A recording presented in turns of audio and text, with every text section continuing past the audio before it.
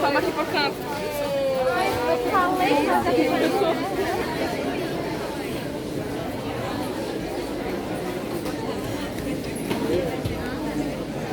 Embaixo pegar um monte de chão, tem umas cadeiras do lado, vou fazer mais umas cadeiras o pessoal que está em pé, tá?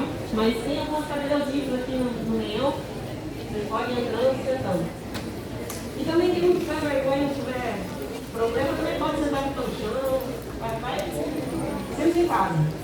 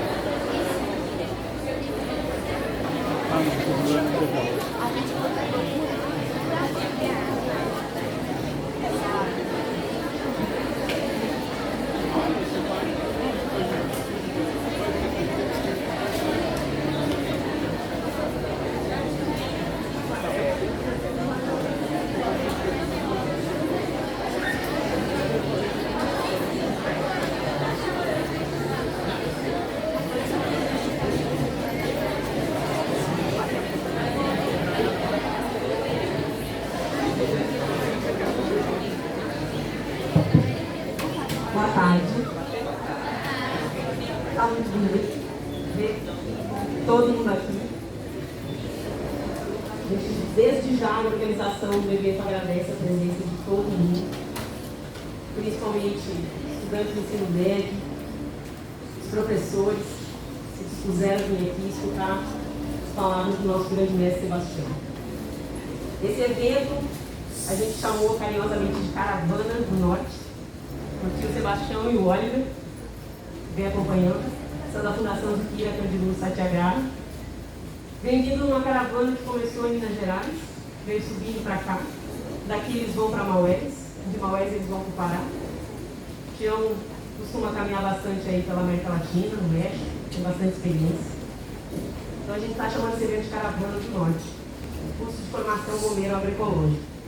Esse evento foi organizado pela Coordenação do Curso Superior de Agroecologia, como um projeto de extensão, com o apoio da Rede Maniva de Agroecologia, Museu da Amazônia, o MUSA, e a Embrapa. Também tivemos apoio de várias associações locais, porque esse evento começa no sábado passado, dia 14, com algumas oficinas que o Sebastião Oliver tem ministrado em Iranduba, no assentamento Água Branca, no Careiro da Várzea, Grupo Renascer, e em Altazes, Comunidade Moiraí. E hoje, viemos aqui para essa palestra, onde o professor vai nos brindar com esse conhecimento. Então, desde já agradeço a todas as pessoas que estão envolvidas na organização, amigos, colegas, estudantes do curso superior que estão na equipe, técnicos, por todo o apoio desse curso que começa na segunda-feira que vem. Nós tínhamos anunciado que haveria um sorteio de vagas, né? No entanto, a generosidade do nosso mestre disse o seguinte: as 30 vagas dos agricultores, mais todo mundo que se inscreveu. Então, não faremos sorteio, todo mundo que se pré-inscreveu está dentro. Tá? Então, teremos 100 pessoas fazendo isso. Tá? E vai ser muito legal. Os que estão no ensino médio e se matricularam, não se preocupem que estamos conversando com os professores para que vocês possam ficar os 4 dias em curso ali no prazo. Tá bom? Então, para dar logo início a essa palestra de hoje, eu vou apresentar para vocês Sebastião Pinheiro, nosso convidado. Para mim, eu estou um pouco nervosa até, eu falo rápido quando eu estou nervosa. Para mim é uma grande honra apresentar esse mestre que está acontecendo no planeta. Sebastião é brasileiro de São Paulo, cidadão benemérito de Belém, cidadão emérito de Porto Alegre, técnico em agricultura em Jaboticabal, agrônomo pela Universidade Nacional de La Plata, em Argentina, pós-graduado em Engenharia Florestal na Escola Superior de Bosques, também na Argentina. Foi, em 79, delegado brasileiro no Codex Alimentários das Nações Unidas em Haia, membro da Comissão Nacional de Agroquímicos do Ministério da Agricultura, organizou, aplicou e alcançou a proibição dos fungicidas mercuriais no Rio Grande do Sul e mais tarde no Brasil, contra a vontade do governo, pelo que foi enviado para estudar na Alemanha como bolsista. De 81 a 83 fez cursos de pós-graduação em toxicologia na Alemanha, poluição alimentar e meio ambiente. Em 1983 e 84, investigou para o secretário especial do Meio Ambiente da Presidência da República, em Tucuruí, a devastação e uso clandestino de herbicidas da Guerra do Vietnã, o agente laranja. Pesquisa sobre fungicidas ditiocarbamatos em morangos com controle de qualidade e emergência no Rio Grande do Sul. Em 1989, denunciou a compra corrupta do incinerador de lixo pela Prefeitura de Porto Alegre e impediu sua instalação por meio de uma comissão parlamentar de inquirição. Em 1991, delegado brasileiro na Conferência de Agricultura e Desenvolvimento Rural Sustentável na FAO, Holanda. Autor e coautor de diversos livros: Cultivar Sem Venenos, Agente Laranja em uma República de Banana, Amor às Armas e Química no Oriente Próximo, Just Do It, Biotecnologia, Muito Além da Revolução Verde, Agricultura Ecológica e a Máfia dos Agrotóxicos no Brasil, A Máfia dos Alimentos no Brasil, Ladrões da Natureza, Transgênicos, O Fim do Gênese, Mandinga, MV4, Agricultura Sustentável, Trofobiose e Biofertilizantes, Cromatografia, Tradução de Pães de Pedra, de Julius Hensel, e diversas cartilhas, entre elas a de transgênicos, saúde do solo, eucalipto, biocombustíveis, agrotóxicos, regulação climática, que está sendo lançada agora aqui hoje. Medalha de ouro no Colégio Federal de Agrônomos CONFEA, mérito agronômico da Federação das Associações dos Agrônomos do Brasil. Em 2008, expulsão do Ministério da Agricultura por ordem da máfia dos agrotóxicos através do presidente Fernando Collor de Mello, transferido para o IBAMA, onde permaneceu por 4 anos sem qualquer atividade funcional, proibido de atuação, depois de denunciar a corrupção no órgão. Contudo, participou do trabalho sobre suicídios de produtores de tabaco por efeito dos fosforados no Rio Grande do Sul.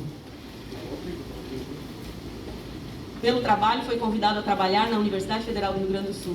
Organizou os estágios de estudantes universitários no campo, na reforma agrária, áreas quilombolas, resgatou grãos de soja trazidos de África por escravos quase extintos no Brasil, permaneceu sem atividades por 1 ano na universidade por suas posições contra sementes transgênicos, foi transferido para o Núcleo de Economia Alternativa da Faculdade de Ciências Econômicas na mesma universidade, com enlace com os movimentos sociais MPA, MST, MMC e outros, até sua aposentadoria. Ativista científico em agricultura saudável, cromatografia de Pfeiffer e agricultura camponesa. Bem, a biografia nossa é uma só, e a sua é respeitável Eu agradeço a oportunidade do senhor estar aqui conosco. Muito obrigada, Tiago.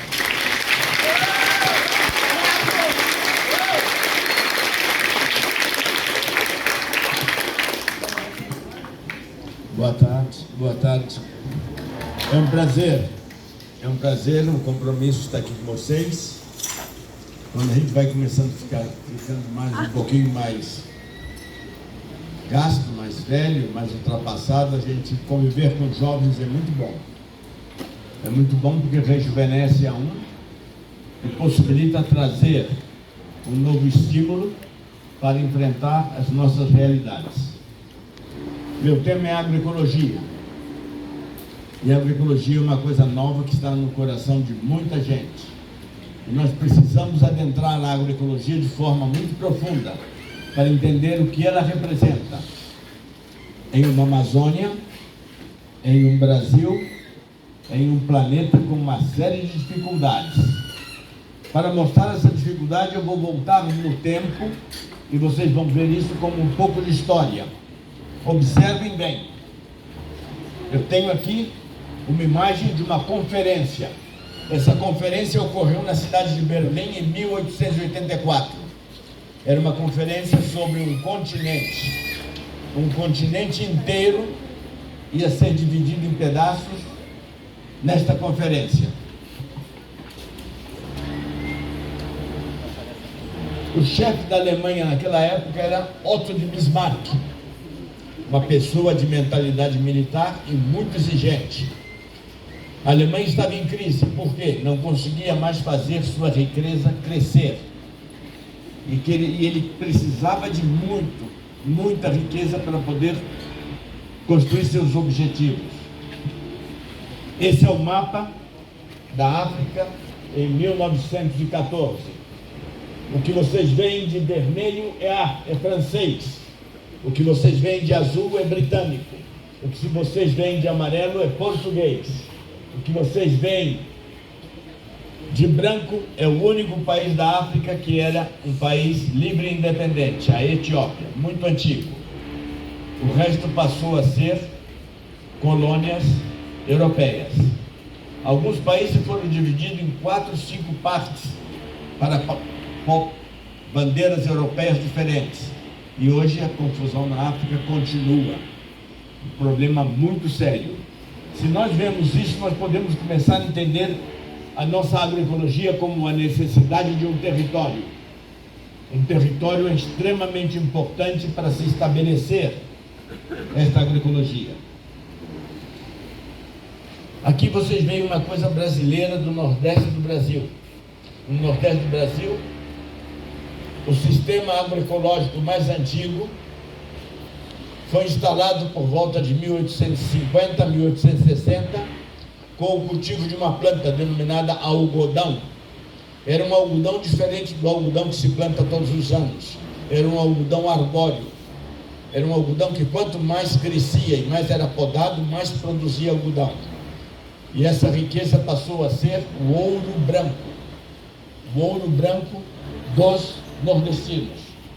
Então nós temos que ver naquele ouro branco esse sistema denominado mocó-seridó. Se plantava uma fileira de algodão, 3 fileiras de feijão, no meio do feijão se enrolava o milho e por baixo se plantava abóboras e macaxeira, o aipim ou mandioca. Esse sistema tem um controle de energia perfeito. Por quê? Porque quando se cortava as folhas e os brotos do algodão, se alimentavam vacas de leite. Então você tinha proteína, tinha leite, tinha todos os alimentos, e esse sistema foi muito famoso e ainda é famoso. No entanto, está em decadência. Se nós conseguirmos perceber isso, vamos ver algo bonito. No norte, na América do Norte, no deserto, existe uma população, um povo, que recebe o nome de Pimas. Os Pimas são os maiores cultivadores de algodão arbóreo. Por quê? O algodão arbóreo nasce no deserto e não necessita nada mais do que do tratamento humano, não necessita de insumos. Os PIMAs são muito conhecidos hoje. Nos Estados Unidos da América, o preço do algodão quem determina são os índios PIMA. E vocês vão dizer que uma benemerência? Não, é mais que uma benemerência. Isso é um conjunto de dança, porque eles são grandes dançarinos nas danças deles. Esses são os PIMAs, uma criança, uma vovó e um capulho. Mas embaixo vocês veem uma coisa fantástica. Vocês estão vendo um algodão verde, estão vendo um algodão azul, estão vendo um algodão vermelho, rosa e um algodão amarelo. Eles não são pintados. Os PIMAs, no tempo, desde o século XII, conseguem criar naturalmente sementes para produzir plantas coloridas. Nós não temos ainda essa competência e precisamos trocar genes e criar coisas anormais para fazer isso. Então, é interessante. Normalmente, o algodão PIMA, mesmo branco, custa 2 vezes mais que o algodão comum. Por quê?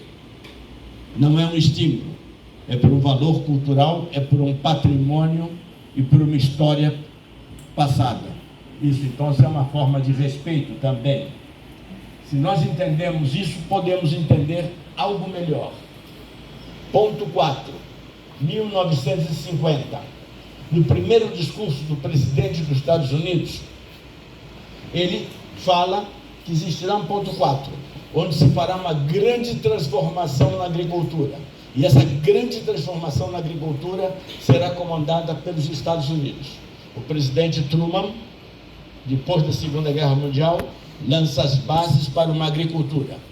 Nós vamos conhecer isso como agricultura moderna, como Revolução Verde. E eu estou fazendo o caminho para vocês entenderem o que significa essa Revolução Verde.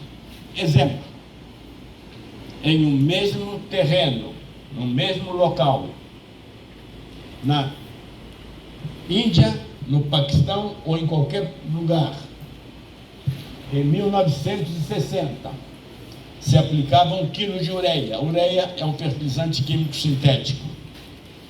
Se aplicava sobre o arroz. E cada quilo de ureia aplicado sobre o arroz produzia 11 quilos de arroz. Então, se planta o arroz, se aplica 1 quilo de ureia, produz 11 quilos. 30 anos depois, 1990, o mesmo quilo de ureia, no mesmo solo, produz somente 3 quilos de arroz. O que está acontecendo, ou o que aconteceu nesses 30 anos? Qual é a projeção que fazem os engenheiros, os cientistas, os governantes? Que em 2020, 1 quilo de ureia produzirá 300 gramas de arroz. É por isso que nós deixamos de ouvir falar em Revolução Verde a partir de 1980. E aí vocês vão entender o que significa isso. O que significa cerrado, o que significa soja, o que significa outras coisas. Observe esses jovens. Esses jovens são jovens como vocês, os universitários, ou jovens como os que estão saindo do nível médio. Esses jovens são estudantes da Universidade de Goiás e uma empresa pagou para que eles colocassem uma camiseta. E na camiseta está escrito: menos amor, mais glifosato, por favor. O que significa isso? Glifosato é um veneno que se usa na agricultura, no solo, para matar as ervas que crescem no meio da plantação, no meio da juquira. Poderia existir alguém que pensaria uma coisa assim? Menos amor? Qual é a relação entre o amor e uma molécula química tóxica? Um exemplo para vocês.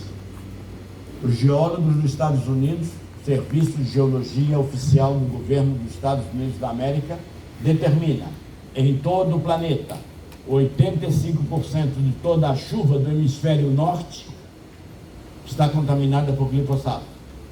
Os argentinos determinam 87% de toda a chuva do hemisfério sul está contaminado por glifosato. Compreenderam? É interessante entender isso. Então nós temos que ver que jovens sem consciência não conseguem entender algo. Para nós é mais bonito. Para nós é mais interessante. Eu venho de uma comunidade em Altazes, passamos 3 dias lá e encontrei o que vocês convivem com ela aqui, até a água negra do Rio Negro e lá também em Altazes. O que significa essa água negra? Qual o valor dessa água negra? É importante. Se quisermos estudar química, a mais antiga química da humanidade começa estudando a água. A água do Rio Nilo. A água do Rio Nilo. E se perguntava o que é o Nilo, a grande civilização da humanidade até hoje. E a resposta sempre dada pelos sábios era: o Nilo produz o Egito.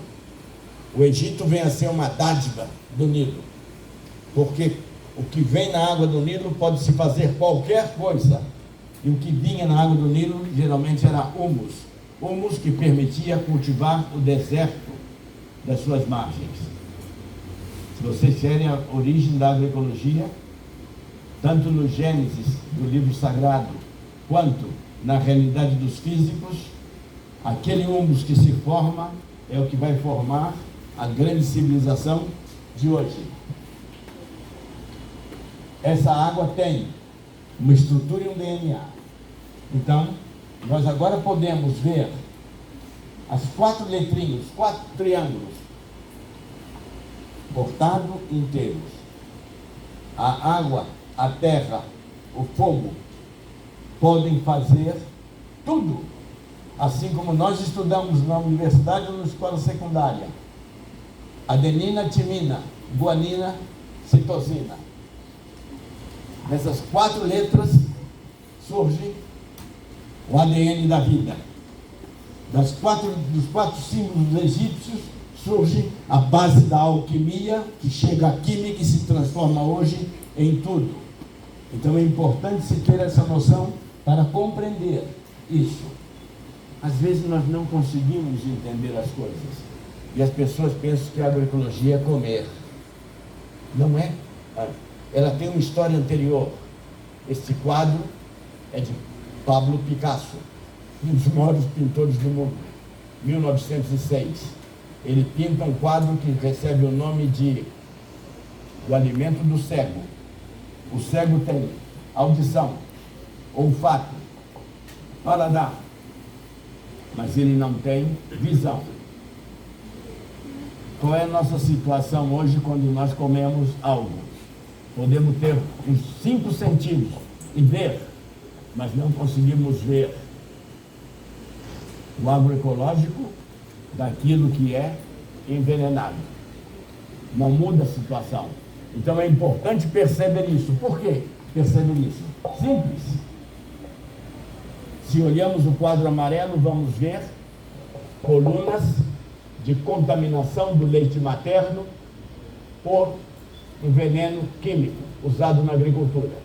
Só que esse veneno foi usado 40 anos antes e continua contaminando o leite materno 40, 60 anos depois. Os níveis são visíveis. O mais alto é a Índia. Tem vários nomes ali. Não está o nome de Brasil. Não porque não tenha, porque não foi encontrado. No meio, nós temos ali um personagem. Muitos poucos brasileiros conhecem esse personagem. É necessário ter uma idade mais avançada para conhecer o amigo da onça. O amigo da onça era um personagem sarcástico que sempre respondia de uma forma que não se podia entender. Então, para entender, as pessoas geralmente riam do que ele falava. Observem por que o amigo da onça se usou 40 anos antes e se vai pagar um preço 40 anos depois? É bom para quem? Pergunta o amigo da onça. Esta senhora tem um nome que a vovó de vocês, o papai de vocês conheceram muito. Ela é uma americana chamada Raquel Carson. Ela é bióloga e ela começou a trabalhar em 1940 em uma reserva de mata nos Estados Unidos. Ela era chefe de um refúgio de pássaros selvagens. E ela começou a observar uma coisa fantástica. Não existia mais filhotinho nos ninhos, que ela tinha que controlar e fazer os censos. Por quê? Porque os ovos quebravam-se facilmente das aves. E quebravam-se facilmente e ela começou a ficar preocupada, porque estava quebrando também os ovos das águias, que são pássaros muito grandes e são símbolos dos Estados Unidos. Em 1944, ela vai às autoridades e diz: há um problema sério, esse problema tem que ser resolvido. Silêncio. Ela vai à imprensa, às seleções Reader's Digest, e diz ao diretor: há um tema que o senhor tem que tratar, porque os pássaros estão morrendo em função do uso de venenos. Ele diz: isso não é importante. Há coisas mais importantes que isso.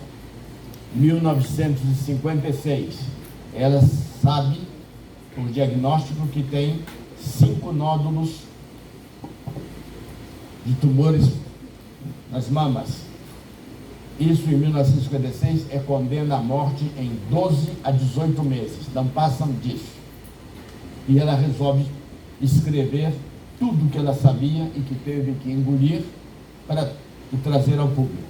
Por isso, esse livro, Primavera Silenciosa, em maio de 2022, está fazendo 60 anos. Ela morreu 3 anos depois, e esse livro é um clássico. É recomendável se ler esse livro. Muito bonito, é um livro fantástico. Já esteve proibido em muitos países por interesses da indústria química. Então, vocês já estão se situando no que é isso. Quando alguém fala de uma praga, de uma doença das plantas, há um sentido errado ao determinar uma praga. Uma praga não é o responsável por uma doença ou por um dano. Antes, devemos saber qual é a causa pelo qual aquela praga se transformou e surgiu e atacou e destruiu. Existe sempre uma causa anterior e um efeito. Vocês já viram isso no DDT e no leite materno. Nós tivemos ali, naquelas cerejas verdes, que são café, um símbolo também nacional, um coleópterozinho bem pequenininho, pretinho sobre ele. Isso é chamado de broca do café. A primeira vez que ele ataca nos cafezais de Campinas é 1916, mas ele é nativo do Brasil, ele sempre existiu aqui. Então nós temos que fazer uma pergunta: ué, por que ele não atacou antes? É que antes não havia alguma ação que passou a haver e começou a culminar com um desequilíbrio energético que levou ao ataque dele e transformação dele em praga. E qual seria a solução? Eliminar a causa, não corrigir o efeito.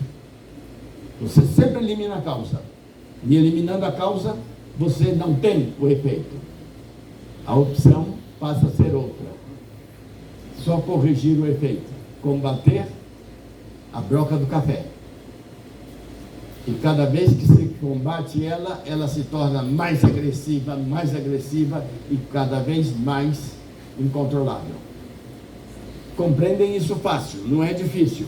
Então, nós temos que ver qual é a solução que alguém traz depois de algum tempo, dizendo: há uma mosquinha na África, aquela África do início, Há uma mosquinha em Uganda, uma vespa, aquela que está embaixo, em branco. Essa vespinha é capaz de controlar ela. A pergunta era, outro erro, será que não havia uma vespinha no Brasil que poderia e fazia o controle antes de 1916? E por que não se estudou? Por que não se avaliou? Se foi buscar ela lá. E ela chegou não como uma solução, ela chegou como um produto comercial para ser vendido, para manter a situação no mesmo modelo de ocorrido. Bom, em cima vocês veem um africano combatendo o gafanhoto. O que é um gafanhoto? Gafanhoto é um inseto bem grandão, voraz, come muitíssimo. Se usou muitíssimo veneno para matar gafanhotos. 2020, há 2 anos atrás, em plena pandemia, foi o pior ano de todos os anos de ataques de gafanhotos, na América Latina, na África e na Ásia. É que o gafanhoto, ele só levanta voo e forma mangas de gafanhoto, invasoras, quando existem explosões solares. Isso os físicos estudam e sabem disso. Mas quando há seca e explosões solares, é pior ainda. Então nós teríamos que estudar as causas para criar mecanismos e evitar. Mas quase nos últimos 200 anos, nós só utilizamos veneno de forma errada, da mesma forma que na broca do café. Quando usamos para controlar a broca com veneno, esse veneno pode trazer um dano. Vocês sabem isso, a televisão está cheia disso e todo mundo discute isso e polariza. Mas observe ali, o quadro abaixo. O quadro abaixo é uma pintura muito bonita. É algodão florido, de novo o algodão. São africanos que trabalham numa fazenda nos Estados Unidos da América e eles aplicam um produto naquela lata chamado arsenito de cobre e chumbo.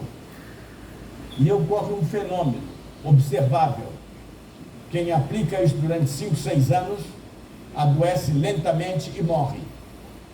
E esse é um período de escravidão, 1860, 1870, nos Estados Unidos da América. Então, os escravagistas, os senhores de escravos, começam a ficar preocupados nos Estados Unidos e dizer: estamos perdendo dinheiro, os operários estão morrendo, os trabalhadores escravos estão morrendo. E é feita uma lei. É feita uma lei nos Estados Unidos, e essa lei é a primeira lei do mundo contra agrotóxico. Ela fica pronta em 1880, 1890. Vocês sabem que a escravidão nos Estados Unidos termina com a 13ª emenda da Constituição Americana. E os estados, cada estado tem até 30 anos para libertar os escravos. Os últimos escravos libertos dos Estados Unidos foi em 1915, no Texas.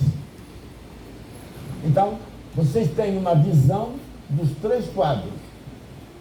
Vamos ir um pouquinho mais longe, de novo ao Egito. O Egito é um bom lugar para se estudar. Moisés e Ramsés II são criados como irmãos. Veio no cestinho, na beira do rio, a filha do faraó pegou, criou, foram para a mesma escola, foram para o mesmo ifão egípcio, fizeram a mesma faculdade. Só que um se deu conta de quem era e, voltou para o povo dele. Lá no povo dele, todos eram escravos. E como escravos, eles produziam alimentos para o Egito. Ficava com uma partezinha para poder ficar em pé e trabalhar.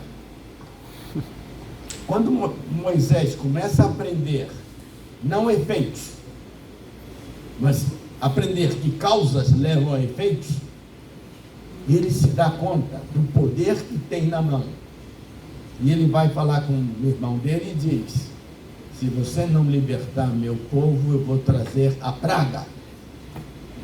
E a praga é resultado de observações agroecológicas do clima.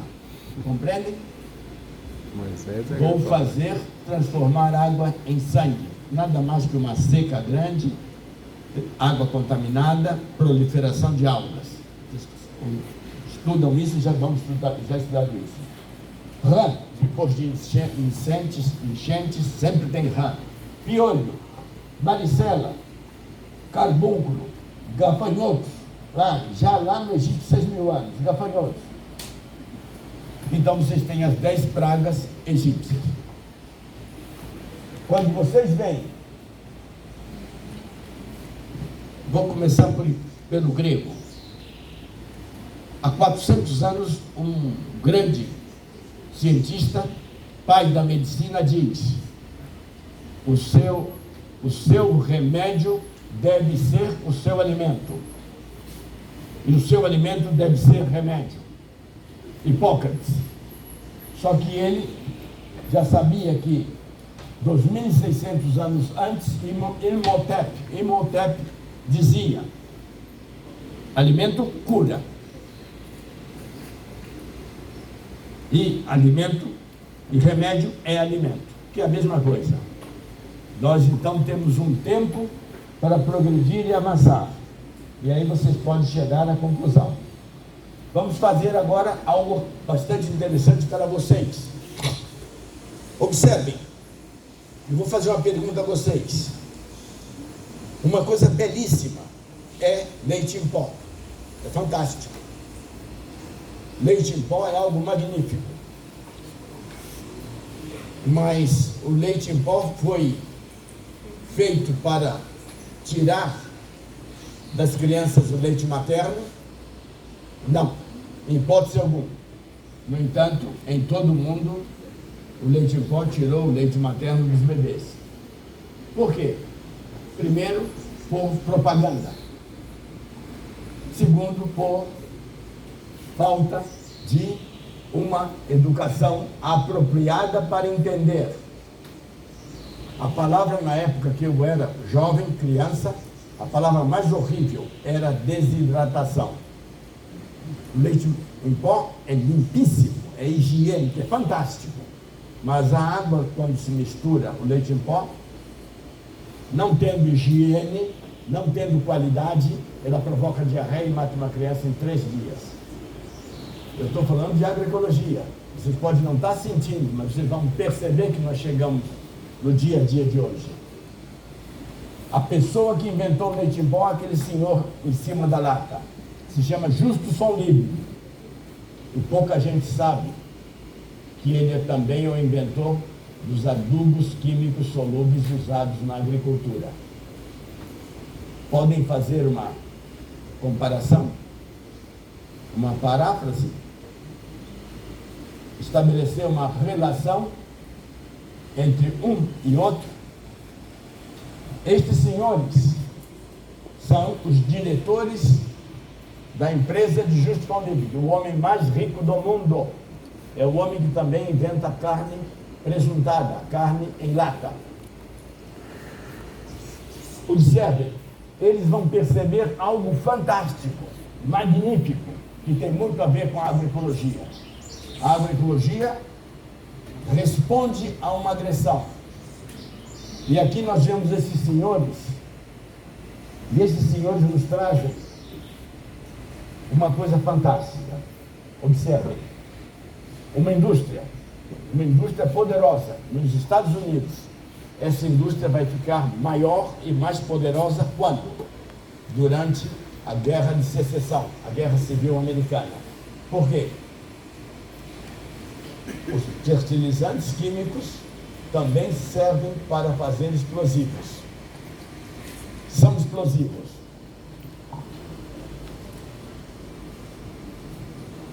Beirute, 3 de agosto de 2020, em plena pandemia de Covid-19, explode 1,5 tonelada de adubo químico num depósito. E o que ocorre? A cidade desaparece. Vocês viram na televisão? Era adubo que explodiu. E nós não sabemos isso. Eu, quando viajo muitas vezes, sempre tenho que passar nas fronteiras e tirar a sujeira debaixo das unhas. Não que estejam sujas, mas para ver se tem. E sempre me detectam. Me diz, você é o quê? Eu digo, sou agrônomo e trabalho com terra, com plantas, com isso. Pode passar. Por quê? Se eu não trabalho com isso, ou se eu sou uma pessoa suspeita, eles já me procuram agarrar. Por quê? Por umas razões outras que vocês sabem qual é. Então, se vocês sabem isso, podem entender. Para controlar a broca, o veneno, broca do café.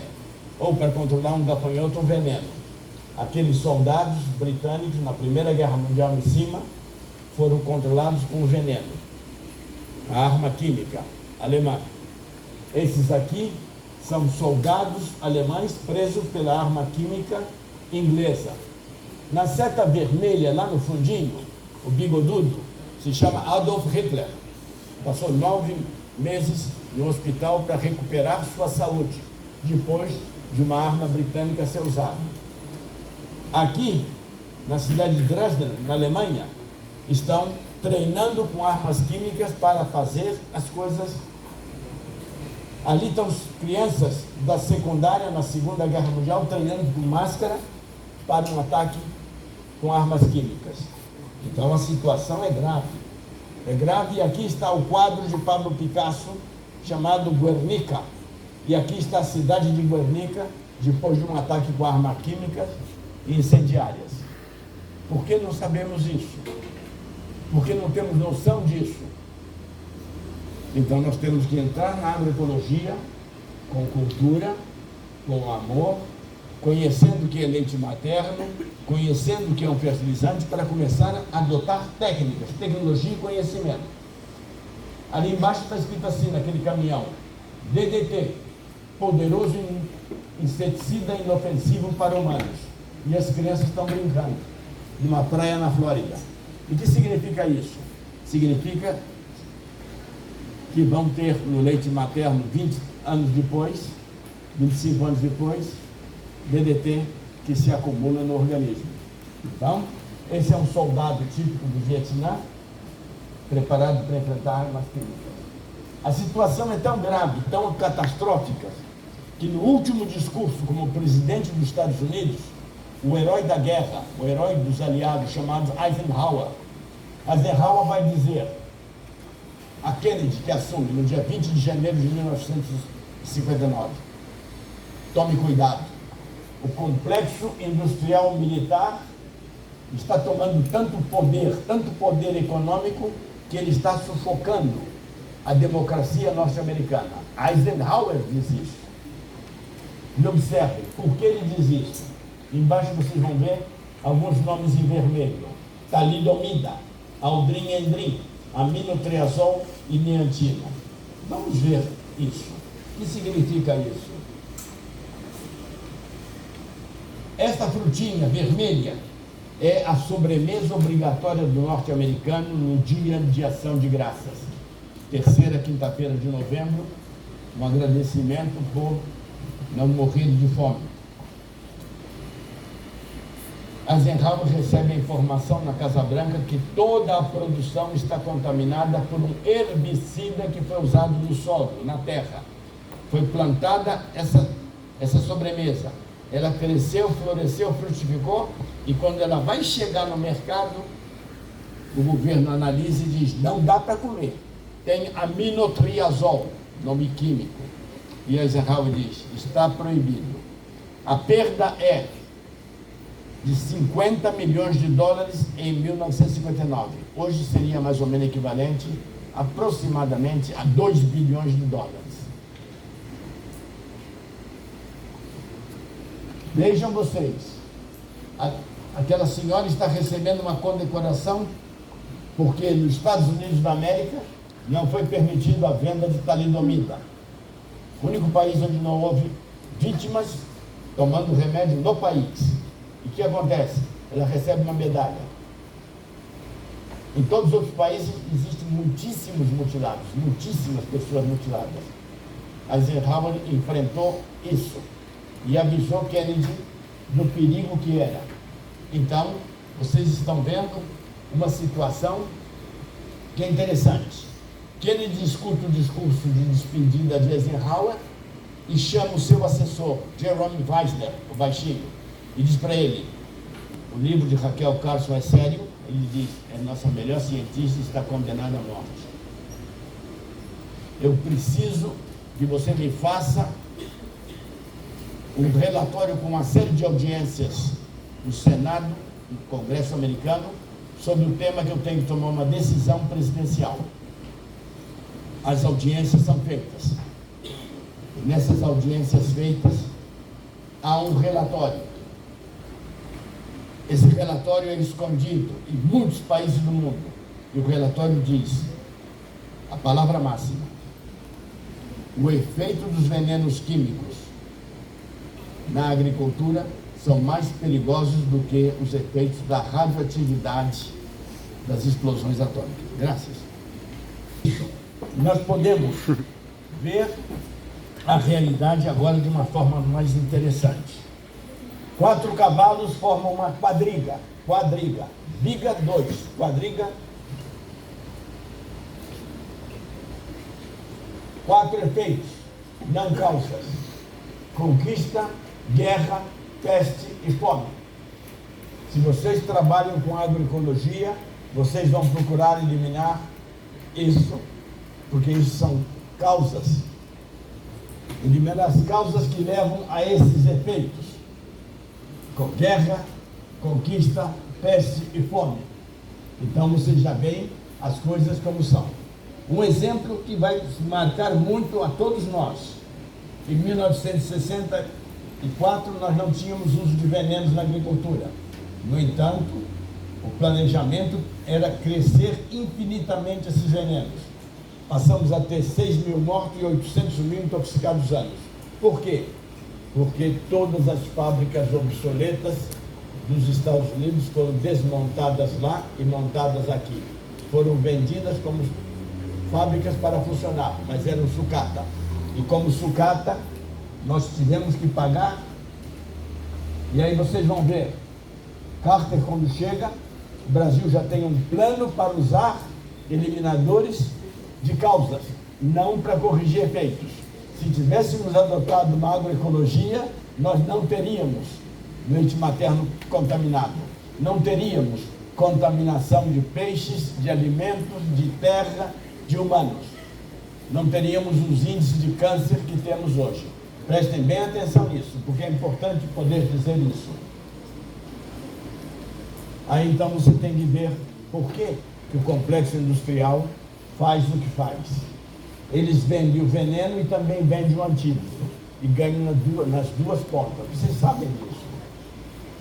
Quando eu estava na Alemanha, um dos escândalos maiores que não saiu da Europa, crianças latino-americanas foram usadas como cobaias e a criança se dava um iogurte com veneno para testar se aquele veneno ia fazer algumas coisas naquela criança. Câncer. Então nós temos que entender isso. Em muitos congressos internacionais, cientistas eram convidados e tinham tudo pago. Tudo pago para ser pró-veneno, ser favorável às causas, aos efeitos e não às causas que deveriam ser eliminadas. Quando a gente trabalha e estuda, muitas vezes nos convidam para atender alguns casos. Isso aqui é Paraguai. Essas sementes azuis são sementes de algodão com veneno. Estavam naquelas bolsas. Foram plantadas 30 jamantas de bolsas de semente. Jamanta é um caminhão bem grandão. 30. Numa cidade chamada Rincon, em Pagaraguari. O que aconteceu? Chove muito, contaminou a água. Contaminou a água, contaminou as crianças, e uma escola foi fechada com 276 alunos. Oh, meu Deus, isso aqui está ficando tétrico, está ficando absurdo. Então nós temos que continuar. Quando vemos, lá em cima a ilha de Raiz era um centro de produção de armas químicas. Seus cientistas continuaram soltos depois da guerra para continuar fazendo estripulias. Quando vemos pessoas com o efeito dos venenos, nós ficamos assustados. Uma pessoa que trabalha com determinado tipo de fungicida, para tomate, para batatinha, para qualquer hortaliça, é impedido na Alemanha e na Europa de beber qualquer quantidade de álcool por 14 dias. O mesmo veneno é vendido em todo o resto do mundo e não traz essa advertência. E aí é comum encontrar pessoas com 30 anos de idade com infarto do miocárdio. Essa é uma realidade cruel e dramática. E aí o que acontece? Eu moro em Porto Alegre, Rio Grande do Sul, e em Porto Alegre tem um prédio de 8 andares onde está o Hospital do Câncer Infantil. E nós vamos lá com a universidade, com os estudantes, às 5 da manhã esperarmos ônibus que vêm do interior. Vem de 120 a 150 ônibus todos os dias. E entrevistamos as mamães, quase todas são agricultoras. Então, os seus bebês com a sonda nasogástrica, nasofaríngea, e já ali com 2 meses de idade. É trágico ou não é trágico? Então, se nós queremos falar de agroecologia, eu já estou terminando essa parte, vocês se lembram desses dois? Um deles já morreu. O outro está com a cara tapada porque está vivo e é proibido de mostrar uma pessoa assim. Aquele é Leandro e o outro é Leonardo. Vocês viram na televisão o que eles disseram. Então nós temos que entender isso. Assim como é preciso entender e decodificar essa cientista britânica. Essa cientista britânica, Jane Goodall, dos gorilas, dos primatas. E ela diz: como podemos algum dia ter acreditado que era uma boa ideia cultivar nosso alimento com veneno? Já tem 87 anos. Disse isso em 2017. E ela é contemporânea de Raquel Carson. Será que entendemos esta relação? É importante entender isso, porque se entendemos isso, nós podemos voltar e ver do lado esquerdo o cego, que não tem um sentido, que não consegue visualizar o dano. Do outro lado, temos Picasso com A Sopa. Esse quadro se chama A Sopa. E o que é a sopa? A sopa é o alimento sagrado feito por uma mãe em posição gestal, oferecendo à sua filha. Esse quadro foi pintado 10 meses depois do alimento do cego. E aí sim, nós podemos chegar a uma feira onde não se usa veneno, se eliminam todas as causas e todos os camponeses em pé de igualdade podem ir à feira, levar e fazer os melhores produtos do mundo. É a maior que existe no mundo, está no Brasil. Ela tem 2 quilômetros e todos ali são iguais. E o mais lindo é que o preço do alimento era mais barato do que na Ceasa e o nosso não tinha veneno. Por quê? Com mais amor, mais fraternidade, se pode construir uma sociedade. Eu dei um segundo elemento para vocês saberem o que é agroecologia. E é importante ter essa noção. Não só produzimos alimentos, como geramos tecnologia de ponta. Toda tecnologia de ponta gerada no mundo da agroecologia saiu do sul do Brasil, com agricultores camponeses. Um deles é Delvino Magro, que está ali, já faleceu. E aquele ramo de maçãs. Os biofertilizantes têm berço no sul do Brasil. E os camponeses ofereciam, e por isso que produziam mais barato, porque não faziam parte do complexo industrial militar. Então, quando você vê trabalhar com biochar, trabalhar com fosfito, trabalhar com pó de pedra, pedra picada, não com adubo químico solúvel, com pó de pedra, tudo isso é hoje uma escola gigantesca em todo o mundo. Esses são os instrumentos dos bombeiros agroecológicos da América Latina. São jovens que fazem uma agricultura com vida, com um solo saudável, com um solo vivo, onde não há contaminação, onde não há cegueira. Então, se devemos ter orgulho em dizer isso. Observe que coisa bonita. Vocês sabem disso. Tenho uma colmeia e na minha colmeia tenho um alvéolo.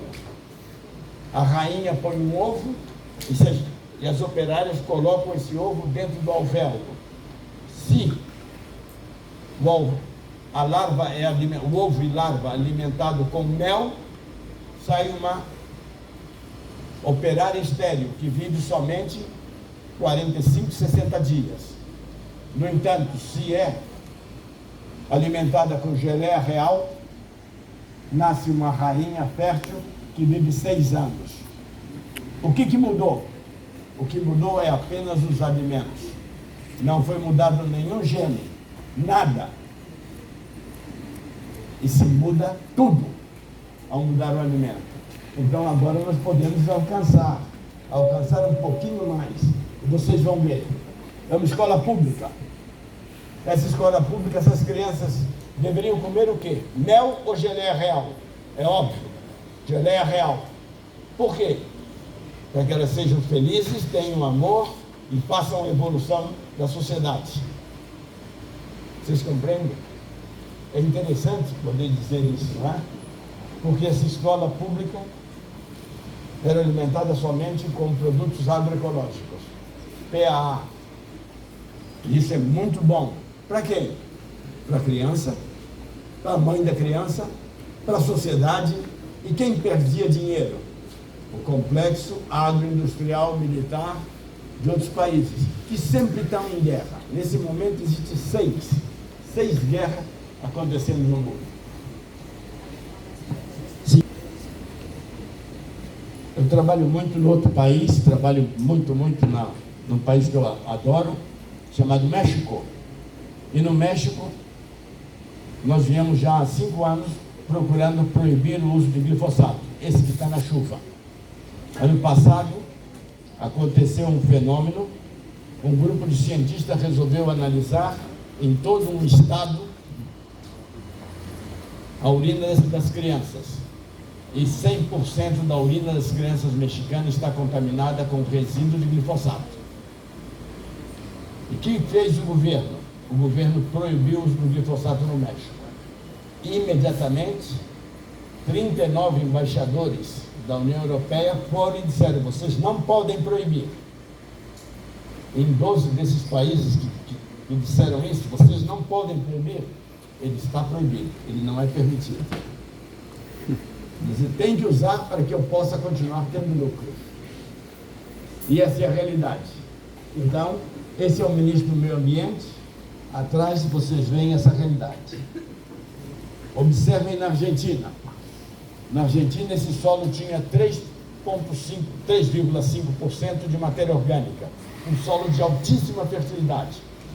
Com 10 anos aplicando herbicida, é um deserto que voa.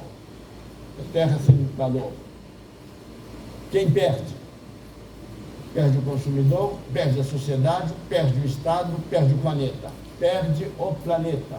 Então nós temos que ver isso. Uma foto para vocês verem. Em 1950 começa a Revolução Verde. E na Revolução Verde essa foto não é brasileira. É uma foto de Nebraska. E nessa foto vocês veem os tratores um do lado do outro como forma de poder. Hoje, se nós analisássemos aquele solo que tinha 3,5 de matéria orgânica e tinha aquele cromatograma, já 15 anos depois estava assim, mais 15 anos depois estava salinizado, como os solos da Caatinga brasileira, e hoje são solos mortos. Essas análises foram feitas ano passado, antes da pandemia. Quem ganha? Quem perde? Quanto menos matéria orgânica tem no solo, quanto menos manejo de vida, mais praga, mais doença e mais veneno é necessário e mais fertilizante é necessário. Isso é o complexo industrial militar. Então, nós passamos a ter uma situação, e é uma situação já que vocês vão ver. Hoje se criam galinhas com uma concentração tão grande, mas tão grande de galinhas, que o bico de uma galinha está mais perto da cloaca da outra que do ar puro. O pobre do porquinho subiu para fazer uma gracinha ali e foi prensado para os outros que ocuparam o lugar. Lá embaixo dos porcos, na China, existe um prédio de 18 andares com 30, 60 mil porquinhos que sobem em elevador e descem e recebem comida e nunca caminharam. E aí você pergunta, essa carne é saudável? Essa carne é agroecológica? Esse alimento é bom? Embaixo, os confinamentos bovinos, vocês sabem muito bem onde eles estão. E aqui, no mar, no oceano, no Chile, as gaiolas para criar peixes salmão. Na água tem mais antibiótico do que dentro de uma farmácia. Essa é a grande realidade que nós vivemos hoje. Então, nós precisamos entender aquela agricultura poderosa que aparece geralmente fazendo propaganda e a realidade que nos traz hoje. A quem pertence as sementes? As sementes pertencem a gigantescas empresas que fazem os fertilizantes, que produzem o adubo, num complexo que tem bancos, que tem sistemas e mandam. Quando antigamente não era assim. Nós vimos florestas serem queimadas e serem substituídas por plantações, expulsando agricultores, expulsando indígenas, em todo o mundo, ainda hoje. E as consequências são na saúde, na nutrição, na genética, na inflamação, na infinidade de doenças que surgem dia a dia. Os grandes causadores são aqueles que curam efeitos. Agora sim é Brasil. É a mesma foto antiga, copiada, feita em plágio, das grandes empresas que hoje comandam o agronegócio. O que é um agronegócio? Ele é dono da semente, é dono do adubo, é dono do agrotóxico, é dono da empresa e é dono do mercado. Por quê? Porque não há preço para o produto, a não ser quando ele quer. É pura especulação, é Bolsa de Chicago. E sonegação de imposto. E ninguém pode falar nada. Então, é nesse caso que nós vamos começar a entender. Observem isso. Quando na Argentina se extrai do solo, no primeiro quadro azul, bem em cima, quanto mais escuro é maior a extração de nitrogênio. Aqui, quanto mais escuro é maior a extração de fósforo. Aqui, quanto mais escuro é maior a extração de potássio. Aqui, quanto mais escuro, em azulzinho, é a extração de enxofre. Quanto mais amarelinho escuro, extração de cálcio. E aqui, de boro. E como é que nós vamos repor isso? Quando se fala que pode se repor com vida microbiana e pós de pedra moída, eles ficam contra porque dizem, não, isso é contra o meu negócio, isso vai baixar muito o preço e nós não queremos isso. Então é difícil entender isso. E aí vocês veem as consequências. Se a causa não for combatida, o efeito é a pobreza, é a miséria, e isso tudo é a realidade de hoje. A erosão do solo, um solo que leva para formar 1 centímetro, tarda 1.200 anos, você destrói numa noite. Então nós temos esses problemas, e aí vocês veem, incêndio, queima, traz danos e cada vez mais impactos negativos. E você fica assustado porque nesse mapa, pela mão humana, foi criado o solo mais fértil do mundo. A terra preta de índio da Amazônia é o solo mais fértil do mundo e foi feito pela mão humana. E se pode plantar durante os 150 anos que ele não se desgasta. E aí você fica assustado. Nós estamos em cima de um manto de terra preta de índio. Há 12 anos eu levei daqui 40 quilos para fazer análises, para aprender isso. E isso é magnífico. Então nós temos que começar a entender por que uma empresa que vende venenos, e vende adubos, e vende... diz, quero orgânicos para os meus produtos infantis. Por que ela não dá os produtos tratados com os produtos dela para a alimentação infantil? Ela quer orgânico. por benevolência? Não, por lucro, somente por isso, por dinheiro. Então nós temos que começar a entender isso e ver. Observem isso que é interessante. Isso é um grupo de agricultores em uma Assembleia Geral, ao sol, estamos ao sol, não há nenhum símbolo nacional, não há nenhuma autoridade. Eles estão reunidos para determinar divisão da água, como serão os cultivos, quem cultivará o quê, por quê? Isso é uma organização, isso é uma Assembleia Ejidal mexicana. E aí então, eles dizem, no México, a terra não se vende, pertence a quem nela trabalha. Isso é um princípio agroecológico. Nós aqui temos, às vezes, uma pessoa que tem 12 milhões de hectares para fazer algumas coisas. Observe, a palavra mais comum hoje entre estudantes, entre pessoas, entre professores é matopiba. Mas o que é matopiba? Maranhão, Tocantins, Piauí, Bahia. São 73 milhões de hectares. O que aconteceu? Desapareceram 324.326 propriedades rurais. Agricultores expulsos do campo. Isso aqui foi tirado de uma propaganda oficial, hein? Uma propaganda oficial isso. Então nós temos que começar a entender o que significa portos clandestinos e privados no meio de rio. Só eles podem transportar. E nós não sabemos o que é isso. Barcaças que não pagam pedágio, não pagam sequer imposto. E aí nós entendemos as coisas como são, como estão. E às vezes traçam linhas para infraestrutura, que a justiça tem de intervir para proibir de construção, porque passam sobre áreas de preservação ou áreas indígenas.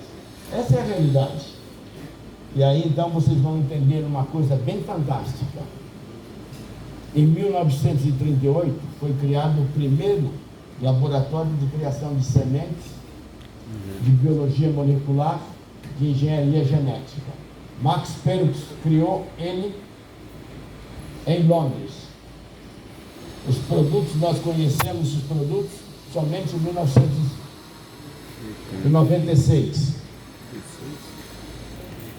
Nós então passamos 3 anos sem poder falar com ninguém, andando com tapa-boca em casa, com medo. Por quê? Por pandemias. A leitura desse livro é fantástica. Grandes fazendas significam grandes pandemias. Foi escrito em 2015, 4 anos antes da Covid. Esse aqui é coronavírus, escrito na Alemanha, 3 anos antes. Esse aqui foi escrito durante a Covid, na Índia. Por que não sabemos isso? Por que não temos essa noção? E aí, então vamos entender. Vamos entender algo um pouquinho para terminar e vocês poderem participar. Uma folha de milho, 1971. Uma doença ataca o milho dos Estados Unidos e destrói 90% do cultivo do milho americano. E por que ocorre isso? Porque toda semente de milho híbrido norte-americano tinha o mesmo pai, um pai só. E esse gene era sensível à eumintosporiose da flor, da folha, em períodos de baixa temperatura. E destruiu tudo. Em lugar nenhum ocorreu isso porque existem muitos pais de milho. Em 1972, o que acontece na Guerra do Vietnã? 500 mil jovens são tirados das universidades, dos trabalhos e são mandados para o Vietnã para a guerra. Por quê? Para compensar a perda de uma safra de milho. E ninguém fala sobre isso, ninguém discute isso, ninguém sabe isso. Por isso que quando nós mostramos os mapas, observem, um herbicida utilizado para combater a juquira faz com que a juquira, com que as plantas arvenses se transformem e sejam resistentes. Então, nos Estados Unidos existe hoje, essa foto já é velha, mais de 200 plantas nos Estados Unidos resistentes há herbicidas e são mutantes.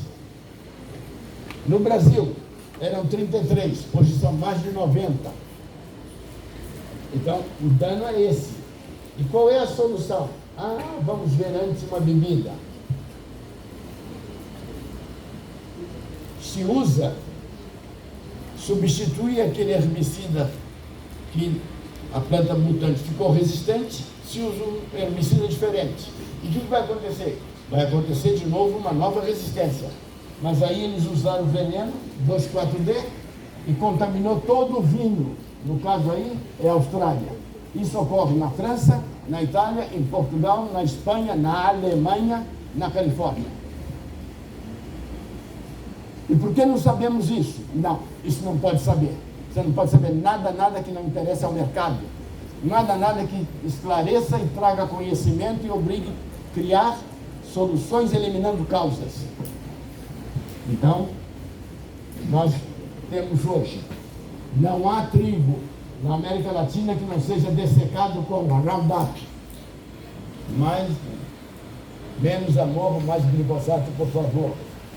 Não há cevada que se faz cerveja no mundo que não seja dessecada para acelerar a colheita com Roundup. Não há batatinha, não há milho, não há feno, não há feijão e não há arroz. Sabiam disso? Por isso as crianças urinam Roundup. Esse é o diabólico. E nós não conhecemos isso.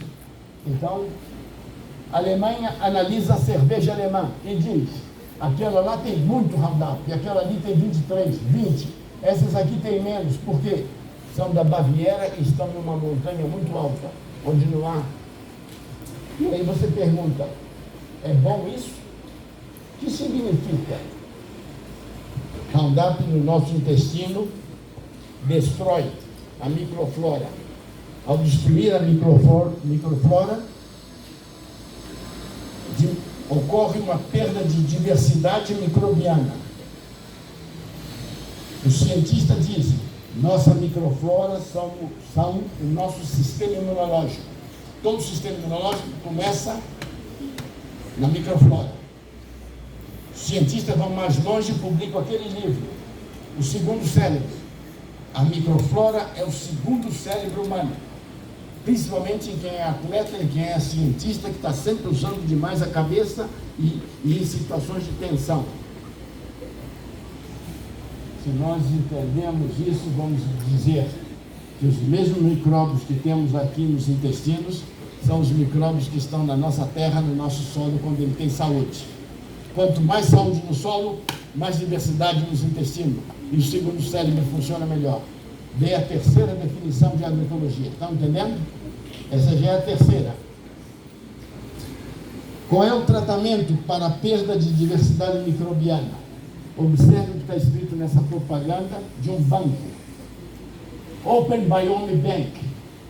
Diz assim: o que passa com o seu popô ou cocô?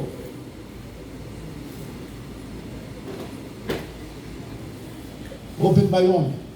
Tratamento: 50 gramas, uma pessoa tratada. 100 gramas, 2. 357. Quando uma pessoa come resíduos de herbicida, ela tem uma disbiose. As bactérias ficam mais fracas e desaparecem. E o que ocorre?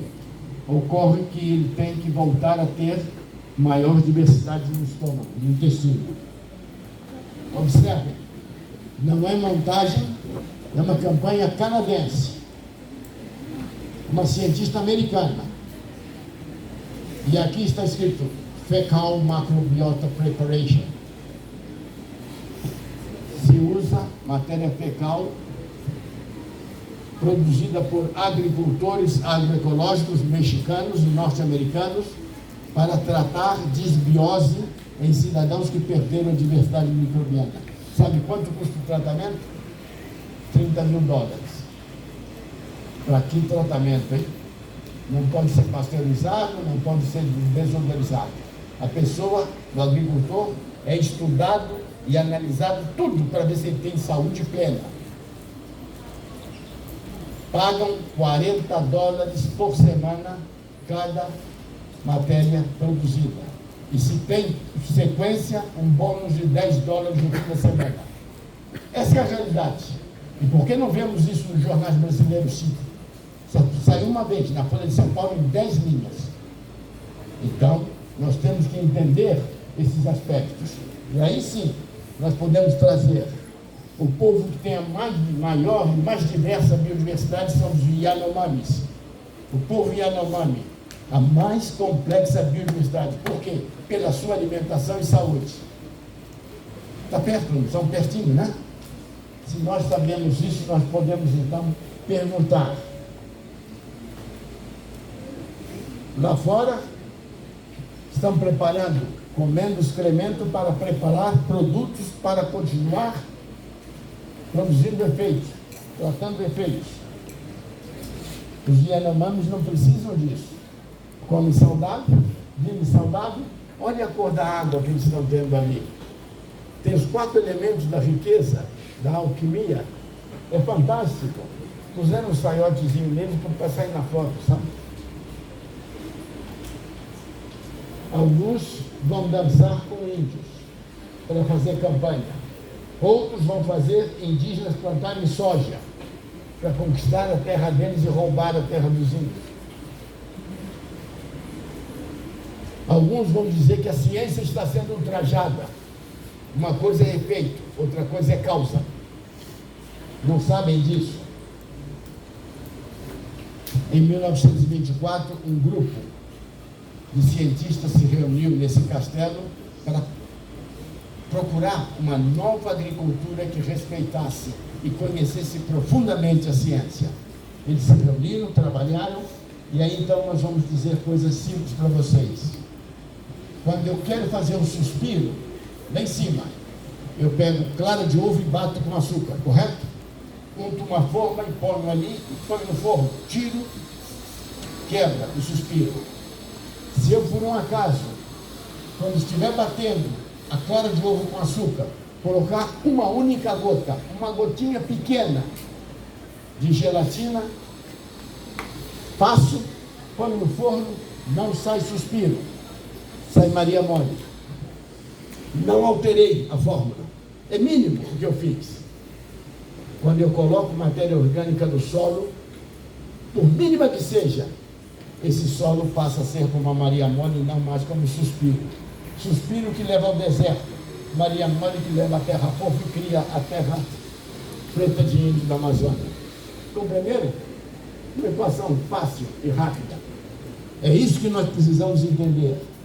E aí nós vamos poder estudar que as bactérias que precisam de oxigênio estão na superfície do solo. As que necessitam enxofre estão no fundo e que não se pode virar esse solo. E podemos fazer cromatogramas para entender isso. E entendendo isso, nós dominamos, como os indígenas dominaram quando fizeram a terra preta de índio. Se nós temos isso, nós podemos entender mais ainda. Observe esse quadro de cá. Diego de Rivera, companheiro de Frida Kahlo. O menino está ressabiado. Ele dormiu na esteira e fez xixi e aquela esteira rapidamente se decompõe. Por quê? Porque a esteira de palha só tem carbono e o xixi tem nitrogênio.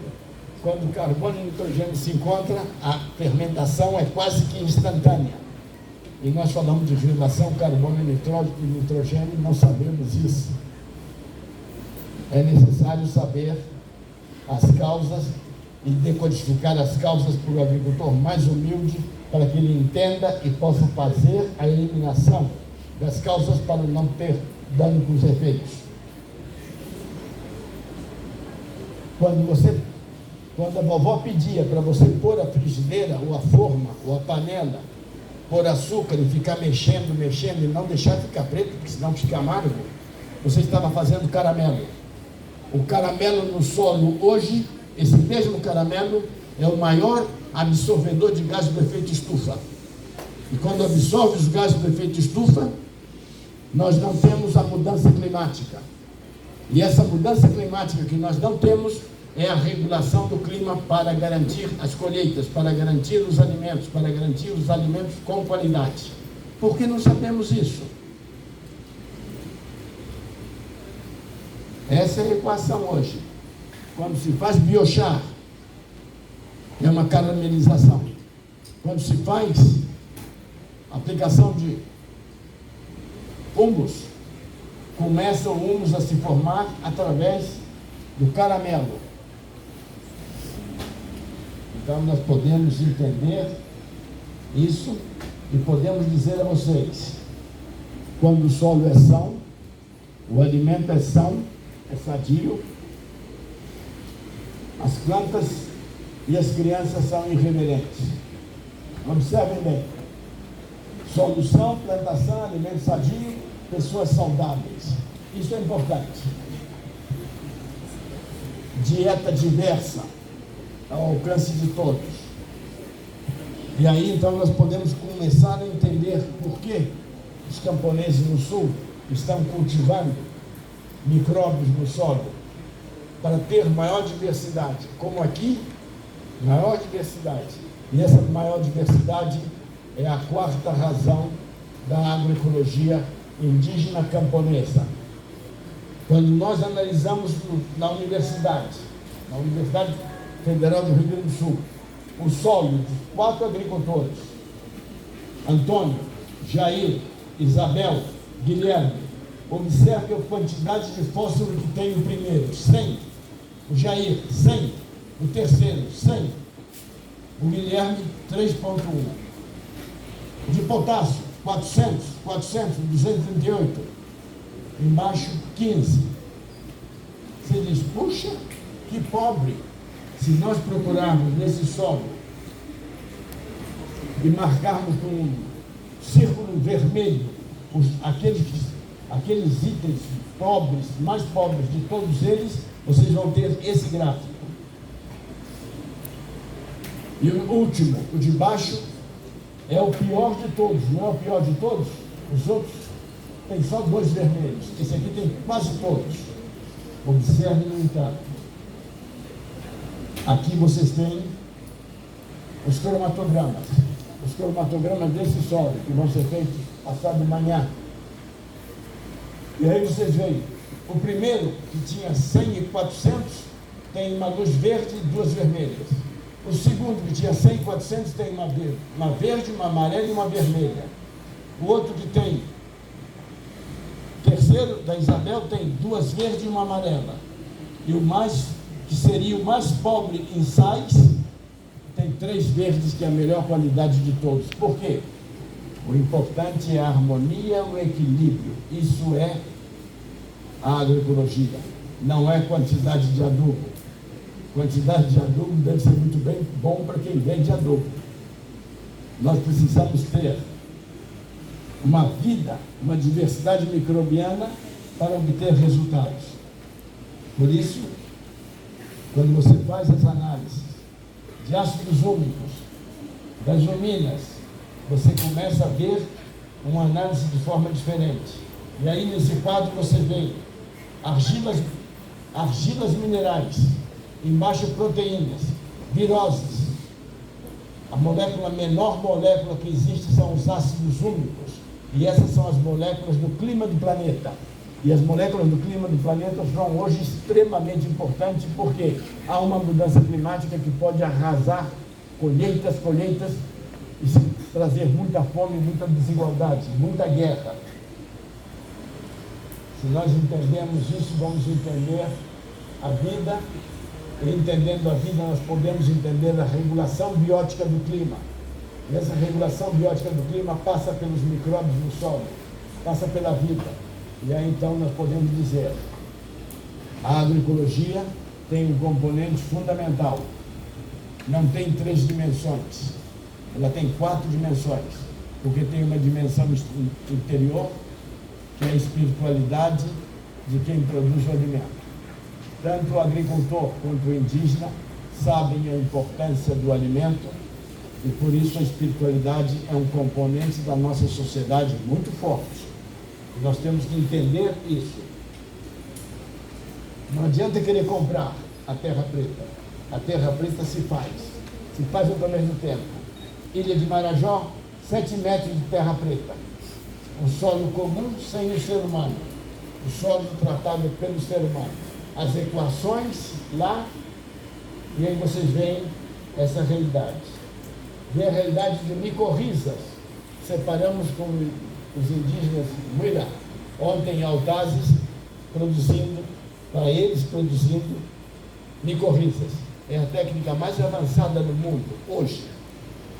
E ensinamos a eles, quando se quer capturar micorrizas e usar micorrizas, não se pode usar adubo com fósforo nem potássio.